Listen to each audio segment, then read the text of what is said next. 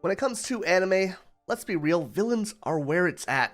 And after a bit of a hiatus where I worked on my 7-hour long Demon Slayer video, we're finally back with another installment of the villain series. And the one thing that every villain has in common is evil. But evil can be shown in so many different ways, from the cliche maniacal laughter to existential dread-inducing philosophy to things so dark that they shape the entirety of the story that they find themselves in. Not all evil is created equally, so today we will be taking a look at all of the different kinds of evil that exist in storytelling through anime and manga. Before we get into this though, if you are enjoying this series, or my massive deep dives into series like Inuyasha, One Piece, and Demon Slayer, consider supporting the channel on either Patreon or by becoming a member so I can get more videos like those out. The next in-depth video will be on Naruto. I'm expecting it to be expensive, and if you guys could chip in, that'd be fantastic. And while you're showing support, you might as well leave a like, a comment, and subscribe so that I can hit my goal of 100,000 subscribers by the end of the year. For the purposes of this video, we will be taking a look at My Hero Academia, Fullmetal Alchemist, Chainsaw Man, Hunter x Hunter, Demon Slayer, Naruto, Black Clover, and Inuyasha. Each of these will be timestamped so you don't get spoiled for the material you haven't seen, though heads up, Chainsaw Man in particular will only be manga-specific characters, so be extra careful in those sections. But before we talk about the kinds of evil, let's talk about where it comes from. The creation of evil, while not always, typically comes from three sources, these being trauma, a feeling of desperation, and a feeling of vindication. While these can be on a sliding scale of importance, it is usually a combination of these three in some way. And a pretty perfect example of this can be found in My Hero Academia's Shigaraki. In this character, we see each of these being represented at specific moments of his story.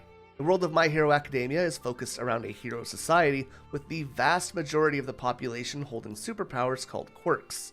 And these can range from super strength to controlling threads of denim to anything in between. And together, these superpowered people form a society propped up on the backs of heroes who fight off villains and ensure that the populace can feel secure. With the hero All Might being an ultimate symbol of peace and safety, an icon representing that everything will be okay. But along with this potential for infinite possibilities comes the potential for quirks which are a bit more on the scary or dangerous side than you might want. And that brings us to a young boy named Tenko Shimura. Tenko already didn't have the best childhood. He dreamed of becoming a hero, but his father was starkly against this based on his own trauma, and would become incredibly angry at just the mention of heroes in his house. But things would become even drastically worse when Tenko awakens his quirk. Awakening a quirk in general would probably be something that could go very wrong. Even something as simple as super strength could lead you to accidentally breaking something. If your ability was something like producing fire, you might burn someone. But Tenko's quirk is Decay, an ability which basically causes anything he touches to crumble apart into blood and dust. This awakened as he was holding his dog, which, I don't know about all of you, but if I was a kid hugging my dog and they suddenly fell apart into pieces, I'm going to be scared and confused.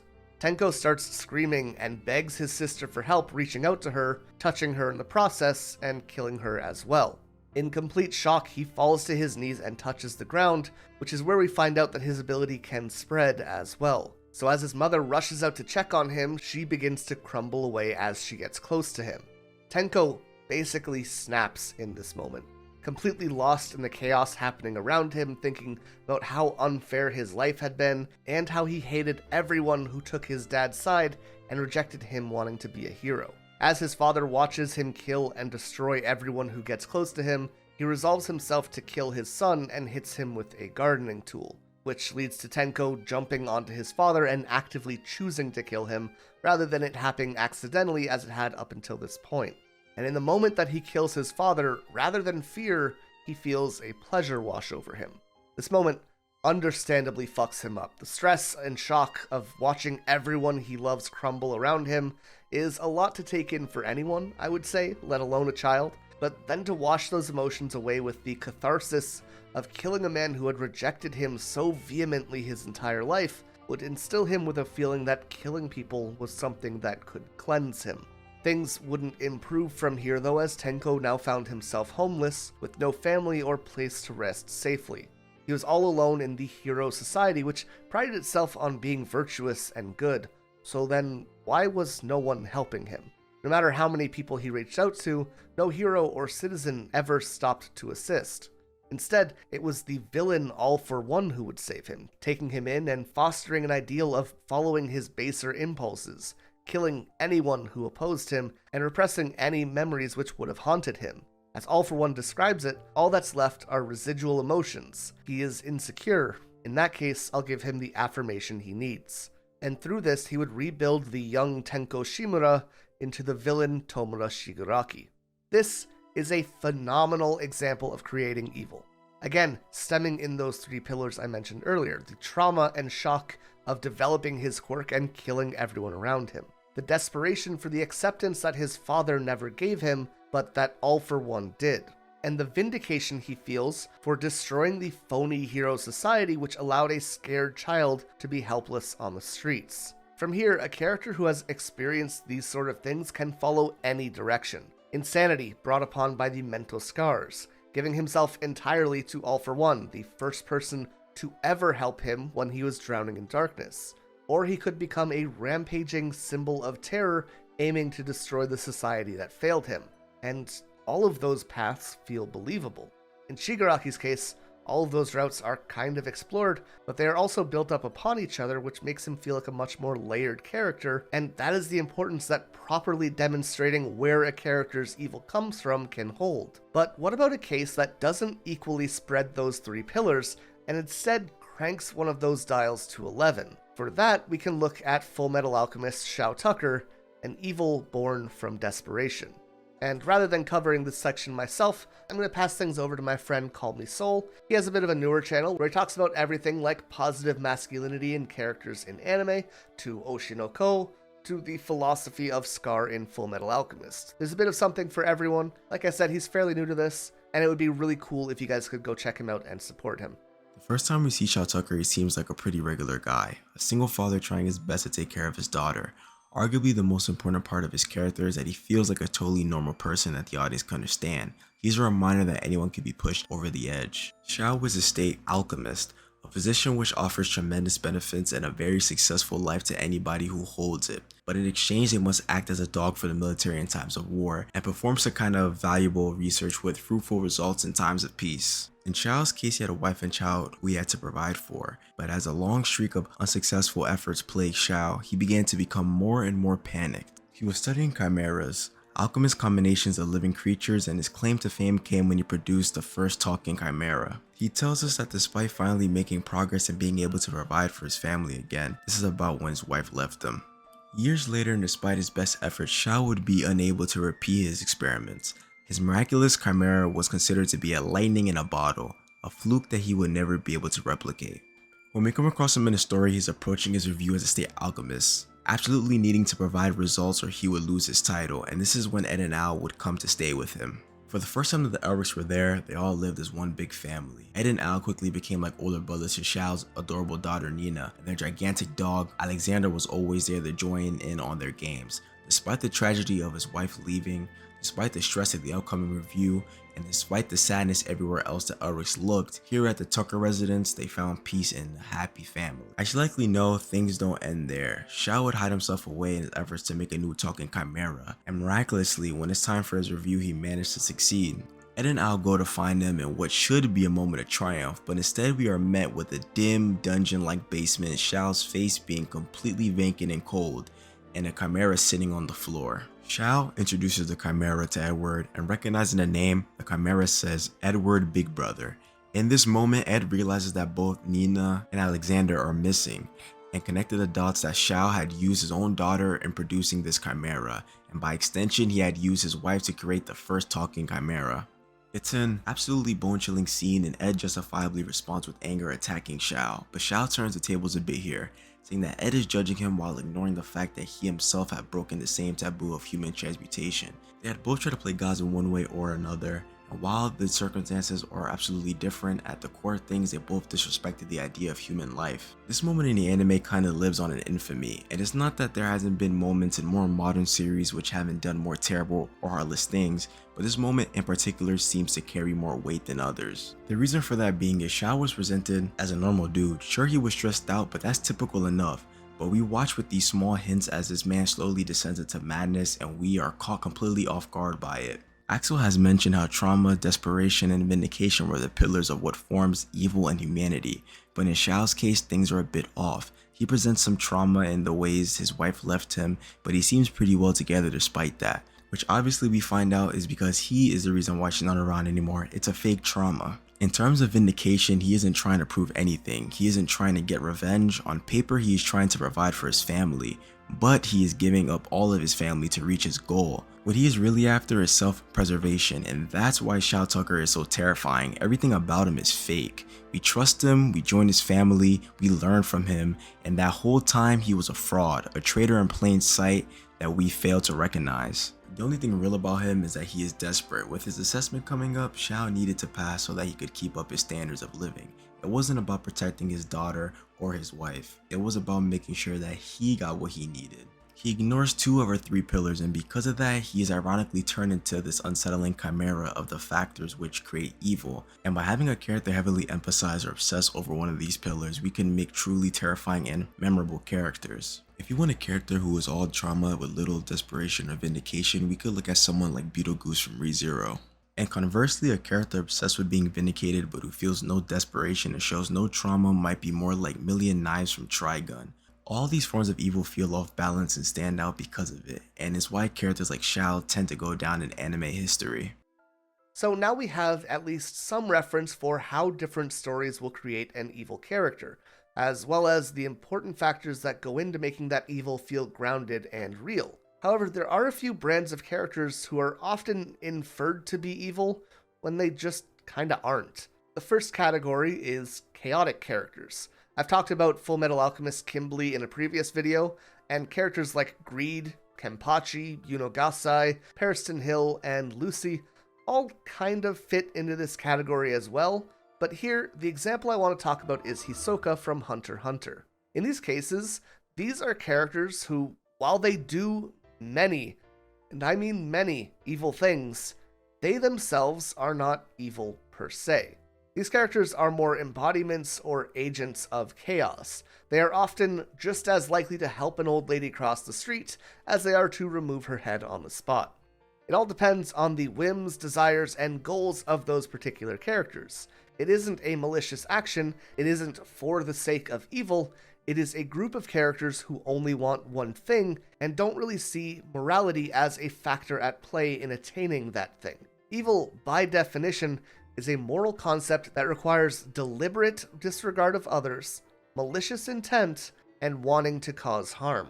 It requires a sense of purpose and intention, whereas chaos is more a lack of order, randomness, or a disregard for rules and convention. When we look at characters like Hisoka, yes, he has done some super terrible things, but it's rare that he does any of these things with the intention of hurting others out of just being malicious or hateful. Rather, he's usually acting in self-preservation or towards the goal of fighting powerful people.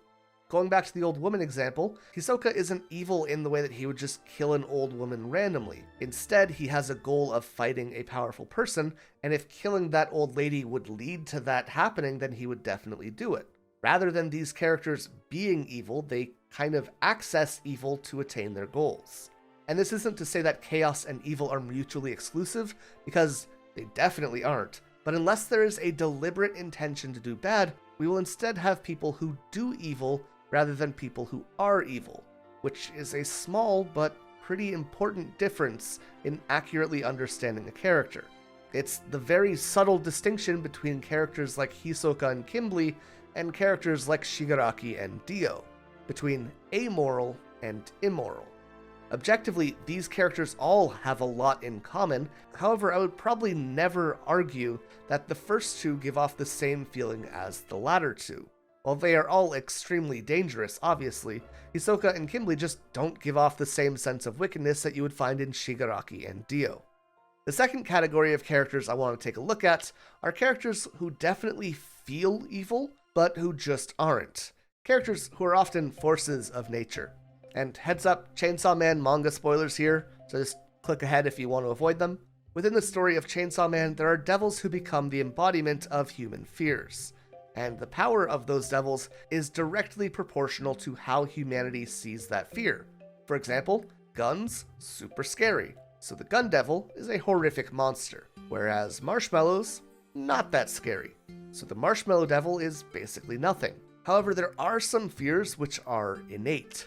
Primordial fears who are immeasurably strong to the point where they are basically forces of nature. And for the means of this video, we have the Darkness Devil. And I'll be honest with you, when you see this lump of shadow fall from the sky, and suddenly you're looking at a line of astronauts cut in half, praying towards their feet and creating an aisle towards the monster enshrouded in darkness, it is difficult to think that this guy wouldn't be evil. However, the more time that we spend with the Darkness Devil, the less it feels like a living creature. It's almost unthinking, cold, and empty. It is fear itself. It attacks anything and everyone around it. It performs unspeakably terrifying things which feel ritualistic in nature. It isn't that the Darkness Devil is malicious or hateful, the Darkness Devil just exists, and that's kind of all there is to it. Jumping over to Demon Slayer for just a moment, while I wouldn't say that this applies to Muzan himself, there is a line that he drops towards the end of the story that I think perfectly explains what I mean here. He says, "Being killed by me is the same as encountering a great calamity. You don't need to think so hard about it. Rains, winds, volcano eruptions, earthquakes. Nobody tries to swear revenge on a natural disaster no matter how many lives it takes." When a character becomes the embodiment or equivalent to a force of nature, they become no more evil than a storm. Terrible things might happen, but that's just nature. Shit happens sometimes, and that doesn't make them evil. It's the same thing I was talking about in the section about chaos. There needs to be intentionality there. You can have a force of nature character who also is evil, but it would need to actively want to do something bad for it to actually be considered evil. So, all of that in mind, when we talk about evil, we aren't talking about discussing agents of chaos or forces of nature who are just doing their thing. And we need to be instead discussing characters with some level of intentionality and purpose. However, there's also one more relevant element when we're talking about evil in storytelling, and that is often power. Power is what can elevate a character from being just an asshole to being an actual villain. Power, while it can be expressed in just terms of brute strength, like you might see in characters like Toguro from Yu Yu Hakusho, is obviously not something which earns the title of evil on its own, though. Evil sources might use brute force, but in most cases, or at least the more interesting ones, the types of power that we see being exerted are on a less physical level. So here we're going to talk about predatory evil, symbolic evil, systemic evil, and radical evil. In terms of predatory evil, this category is kind of the most wide topic. When I say predatory evil, I'm talking about those who prey on vulnerable people. This can include people who are physically weaker than them, people who are emotionally distraught, or people who are susceptible to general manipulation or blackmail. While this topic exists all over storytelling, I think Demon Slayer does a really good job of presenting these themes with Muzan as well as Doma. And again, spoilers for Demon Slayer up ahead. Muzan is a demon and essentially works on vampire rules. He needs to eat people, he can't go into sunlight, and he can make minions to serve under him. However, while Muzan seemingly could turn anyone whose body doesn't reject his blood into a demon, time and time again, we see him specifically looking for people at the end of their rope. Early on in the story, we see him approaching Rui, a bedridden child who is sick, and then turning him into a demon who ultimately kills his own parents. With Muzan then returning to comfort him and to reassure him that his parents never loved him, so this was the right thing to do. Later in the story, we find out that Tamayo was sick, but was looking for a cure so that she could watch her child grow up. So Muzan approaches her, offering to be able to extend her life in exchange for her becoming a demon. But of course, once she does, she loses control of herself and eats her husband and child. In Akaza's case, he had just lost his fiancée and his mentor. He He had mentally snapped, and that's when Muzan approaches him to turn him into a demon.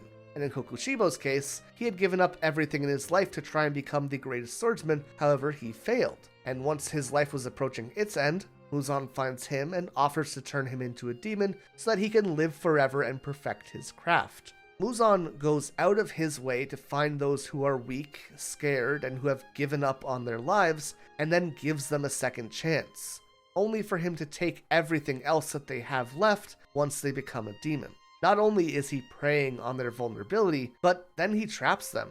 Once someone has become a demon, Muzan is able to have his cells within their body revolt against their new host, severely injuring them as we see them do to Akaza, or straight up killing them as we saw with Suzumaru. He takes those without hope and tricks them into giving their lives to him with no escape. And then we have Doma. Doma as a child had silver hair and rainbow eyes, and people believed that he was a chosen one who could hear the words of God. He accepted this role despite never being able to speak with God, and the Paradise Faith cult was created around him. Doma never believed in gods or paradise, but he continued on with the charade all the same, totally apathetic to the people who would pray for him, who instead he saw as pitiful. When he turned 20, he would meet Muzan and become a demon. He would, however, still continue to lead the cult with the new mission of helping people enter paradise and eternity, which in this case takes on the new meaning of being devoured by Doma to live forever in his body, the only sense of eternity that he felt actually existed. Like Muzan, Doma takes advantage of the vulnerable and downtrodden. However, in Doma's case, he has literally built up a whole religion around this rather than Muzan's demon empire. To many victims of predatory evil, at least those not being threatened into submission, these villains can feel like a ray of hope in their darkest moments. Becoming a demon for Muzan can take away their pain, their memories, and even their illnesses. And Doma acts as a way for people to leave their tragic lives on Earth and enter paradise. These characters present themselves as saviors only to feast on whoever they are saving.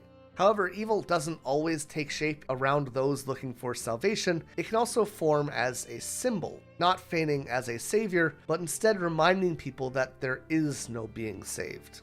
Returning to My Hero Academia, we have All for One. As I mentioned, All Might represents a symbol of hope, a pillar holding up the hero society. But that's not even just within the world of My Hero. For the viewers as well, All Might is supposed to be this unbeatable icon of power. He is the perfect hero that no one else compares to. And just as there is someone bringing hope to the population, All for One, the villain of the story, aims to become a symbol of hopelessness. We touched on it briefly in the Shigaraki section, but the hero society is largely a falsity. Heroes are protecting people to become famous or to make money. Thousands of undesirables with quirks who don't fit in with the societal norms, or mutants, or, of course, even just villains, all exist in the world and are being looked down on, and none of those heroes will ever help them. The whole order of this world and the illusion of its security was all being balanced on the back of All Might, and all of the people who weren't safe or secured while All Might was acting as a symbol were growing resentful of the world around them, ignoring them. And this leads us to All for One's goal early on in the story, to break All Might, to break the pillar that held society up and show everyone the reality which was all around them. In their battle just before the series began, All for One had injured All Might, leaving him forced to revert to a shriveled version of himself. He would still grow large and put on a show when he was needed, but the more time passed, the less time that he could hold that facade. This was the first crack in the pillar, but they could hide this from the public as long as they didn't see this new form. In their next battle, in the second season, All for One would reveal himself to the public, dominating some of the greatest heroes that society has to offer, and then coming face to face with the symbol of hope, pushing All Might to his limits in front of the people that he was trying to protect until he was forced into his weakened form. The faith that had been placed onto his shoulders is shaken as soon as they see him. He's no longer this giant standing tall as a hero, he's a weak man who's seemingly on death's door. He's fragile, small, decrepit. This is not the kind of person who could hold society on his back. This is the kind of person who could barely stand up himself. But destroying this public image is just the first step. He needed to break the symbol as well, not just what he represented. And in this moment when All Might's pride is at its lowest, All For One reveals that his pupil, Shigaraki, was not just some random child that he had taken in, and instead was the grandson of All Might's teacher, Nana. Nana is the one that All Might looks up to as we all look to All Might, the symbol's symbol, if you will, and by tainting her descendant in this way, he kind of breaks All Might for a moment. Regardless of this, All For One would of course lose the battle, however, it doesn't really matter. The damage is already done, All Might's status has been taken away, his body has been made useless, the hope that he inspired is blotted out, and in doing so, All For One becomes a symbol of fear. He's the man who brought All Might down, and as a result, the whole hero society crumbled with him as well. And in doing this, All For One becomes a boogeyman, a symbol or representation of evil itself that the rest of the world can look at to know that they aren't safe. Now, with many of the villains we've looked at, we have evil being committed in a pretty general sense. Muzan, while he does prey on the weak, doesn't care specifically who he subjugates. All For One doesn't really care who fears him. But then we also have more specific and focused forms of evil. Systemic evil, if you will. The holding down and oppression of specific groups. And if we're looking at that sort of thing in anime, I think we have to talk about Danzo in Naruto. Within Naruto's Hidden Leaf was a form of discrimination against one of the major clans. The Uchiha are forced to live together in one specific section of the village. They are made into the police force, with the intention of them being made into public enemies as they enforce laws onto others. In doing all of this, Danzo and the second Hokage could feign ignorance, pretending that they were gifting them land and offering them public service jobs, when really they were placing them in positions where they could be easily monitored, kept in check, and would have a growing sense of animosity being built against them by the local populace. The reason for this fear and retaliation towards the Uchiha is that they have access to the Sharingan. They're powerful and could overrun the village if they wanted to. And because of that ever-present fear, they're treated as threats without ever acting as such. While on the surface, this might not seem like something super egregious, and definitely not something so crazy we don't see it in our own world every day, but at the same time, it is intentional othering and oppression of others. The same way that Muzan forces individuals to act as he saw fit, so too does the Leaf do this to the Uchiha, just on a more wide-scale and systemic level. Of course, Danzo even takes this one step further, ordering the elimination of the Uchiha when they are planning to revolt against him. He quite literally puts them in a position where their only option becomes to act out in retaliation, and then when they do, he has them slaughtered. And this is the entire point, as once they are killed, he harvests their eyes in pursuit of his own power. We can see similar portrayals of evil through discrimination on a systemic level in series like Hunter x Hunter with their Chimera Ant arc, with Trigun's Million Knives, Jujutsu Kaisen's Ghetto, Code Geass's Britannia, One Piece's Celestial Dragons, and also that one time that Hitler fellow showed up in Fullmetal Alchemist.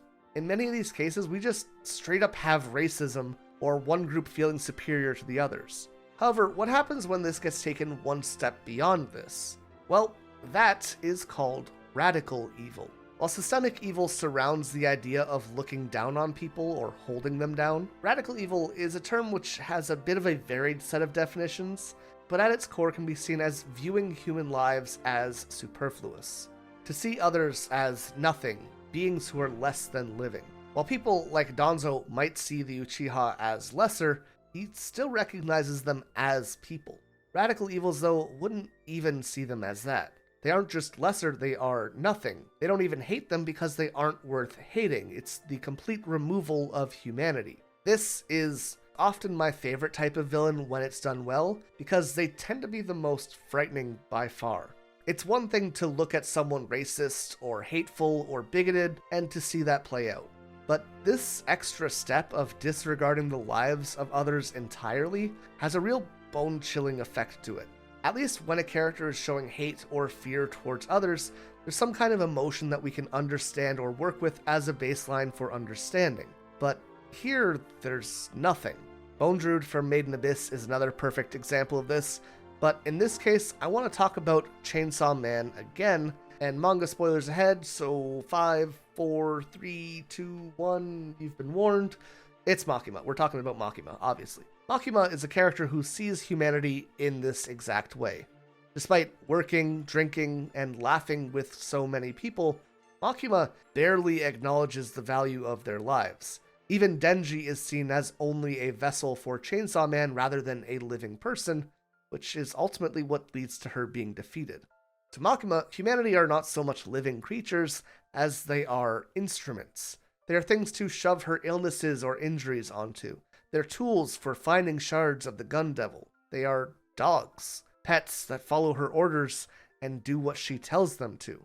Danzo as a character is someone that you hate, but by taking that extra step towards radical evil, Makima becomes someone who is not hated, but who is feared. She doesn't make you angry, she makes you uneasy. Seeing other people as objects in this way is unnatural, and so the feeling that characters like this emanate are just as off-putting. It's a very strange category of characters that is very easy to do poorly, but when it's done right, we get characters like Makima, Medusa, Bondrewd, and Johann Liebert. These are some of the best when it comes to anime characters in general, but even more so when we're looking at a representation of what genuine evil really is. Once we pass the line of hostility and hatred, we circle back to nothingness, the total disregard of life. Okay, so we've covered where evil can stem from, what is and isn't considered to be evil, as well as ways that evil can be expressed. So to wrap things up, I want to look at 3 moralities. Think of these as lawful, neutral, and true evil. In terms of lawful evil, these characters are those who are understandable in their beliefs or actions. The classic example are people like Pain, Makishima, Stain, and Light Yagami for the first 8 minutes of the series. These characters tend to come up in 2 varieties. Firstly, characters who have very good intentions, but who believe the only way to achieve that goal is through extreme measures. And second, characters who have experienced tragedies and who are reacting in retaliation to the evil that already exists in the world, seeing themselves as the lesser of 2 evils. Over in Black Clover, we have Patolli. Patri. I'm going to be honest, I can never remember how to pronounce this guy's name, so I'm going to go with Licht 2. So, Licht 2 was part of a clan of elves who were living peacefully in isolation until a human king comes and falls in love with their princess and plans to get married to her. However, unbeknownst to the king, an army of humans would follow him to the wedding and completely wipe out the elves in a brutal onslaught. But a devil would offer Licht 2 a chance to save his people. By sacrificing a group of humans and reanimating into their bodies, the elves could get a second chance of life, and in his defense, it's kind of hard to blame him for taking that deal.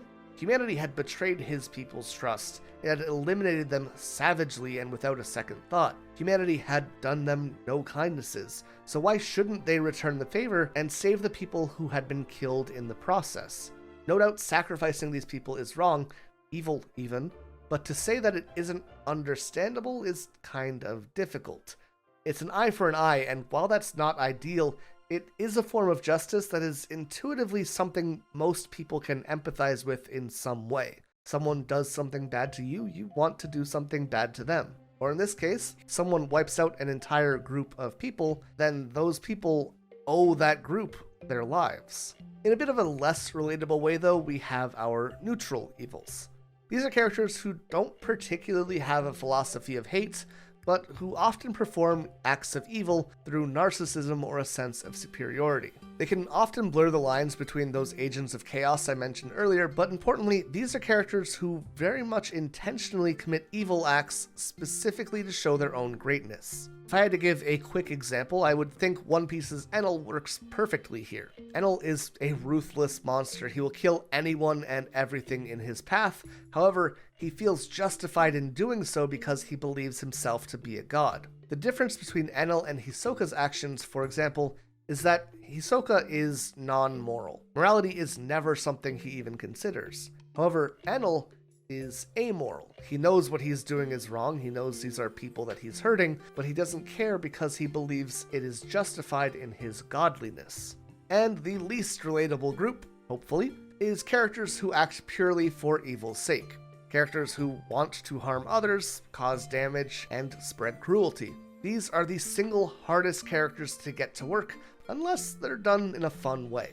In general though, the use of evil for evil's sake characters tends to be less interesting due to a lack of depth. But in special cases, they can be some of the most memorable and terrifying characters. This often can be split into characters who want to do harm and characters who want to cause trauma. In the first category, we have sadists. Think of people like Jason from Tokyo Ghoul. Watching him clip the fingers off of Kaneki infinitely is something which absolutely sticks with you. In fact, it's kind of the only thing that sticks with me from Tokyo Ghoul in its entirety. Let me know in the comments if I should revisit that series, because I kinda lost interest pretty quick. But at the same time, Jason lacks that extra bit of depth that well-established shocking characters like Shou Tucker can give off. He's gruesome, he's disgusting, he's brutal, and he puts centipedes in people's ears.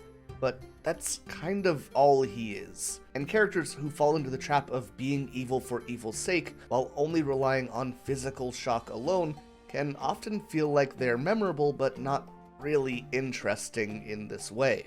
The key to making these characters work is to present their value outside of themselves. My personal favorite example of this is Inuyasha's Naraku. This character is essentially the embodiment of evil. He manipulates, lies to, hurts, and curses everyone that he can. And while that can be super cool in isolation, it isn't particularly interesting in terms of a long-running opponent. But what makes Naraku special is his ties to the rest of the cast. Fooling and betraying Kikyo and Inuyasha, as well as leading to Kikyo's death and reincarnation as Kagome, killing Sango's family and brainwashing her brother to hunt her down, cursing Miroku's family with the wind tunnel. Naraku is a character who is just kind of a dick for the sake of being a dick. However, by tying every character in the series directly to him and having their connections to each other all center around him as well, we suddenly take a character that would just be very flat and turn him into the foundation that the rest of the story is built up from. Evil is such a fun and interesting topic to play around with, and it's arguably one of the most important aspects to get right when telling a story, especially when we're looking at shonen, seinen, or just general adventure stories. Having a villain who doesn't have a compelling reason for what they were doing, or who act in ways that don't reflect who they are, can totally make a series feel unbalanced or unbelievable and completely take you out of it. Which is why I'm so thankful when I come across characters like those in today's video. Who are your favorite and least favorite villains and why? And let me know how you think they do a good job or a bad job at presenting themselves as evil. Let me know all that in the comments down below. Remember to leave a like and subscribe if you enjoyed today's video. Check out channel memberships and Patreon if you want to help me afford those longer videos that I've been making. And of course, check out Call Me Soul. He's a super nice guy who's been putting in a ton of effort lately. His links will be in the description and the pinned comment down below. With all of that said though, thank you all for taking the time to check out today's video, and until next time, I hope you all remember to stay excellent.